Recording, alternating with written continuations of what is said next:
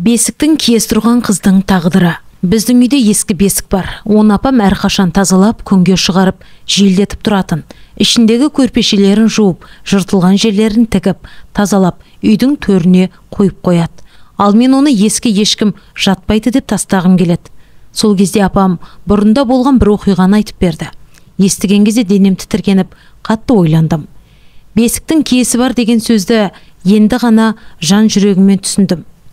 Баяғыда ауылда Майра есімді қыз болатын.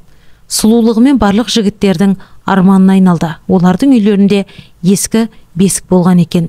Бірде Майра үй жинап жүріп, сол ескі бесікті көрген соң, ешкімге қажеті жоқ, керексіз зат деп оны өртеп жібереді. Ойында арамдығы жоқ Майра бесікті өртегенін әжесіне айтқан кезде, мен жанында едім.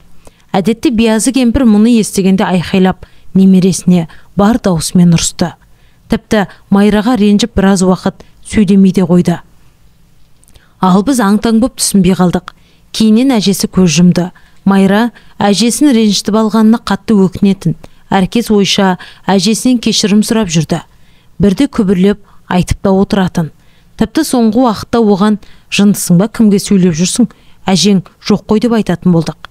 Бірақ күбірлеп жүрген Майра шынымен де жындыға айналды. Өз-өзінен ағаштарды жинап өртейді де, бесікті өртемедім, қазір отты өшірем деп жылап су шашады. Лаулаған от өшше Майра жылауын тоқтатады. Тіпті әжесінен кешірім сұрағанын да қояды. Бұл жағдай 1-2 күннен соң тағы қайталанады. Ата-анасы Майраны дәрігерлерге көрсетіп, молдаларға да оқытты. Бірақ ешқандай өзгеріс болған жоқ. Бүлде құлпырған Майра өз-өзімен сөйлесіп жүретін жындыға айналып та қалды. Ауылдағы үлкендер Майраны бесіктің киесі тұрған қыз деп айтады. Сондықтан да қызым, бұл сенің аталарың, әкең жатқан киелі бесік. Оны өртеймін немесе қоқысқа тастаймын деп ешқашан ойлама. Жалпы сәби жатуға жарамсыз болған бесікті жерге көму керек. Осыны жадыңда сақта деді.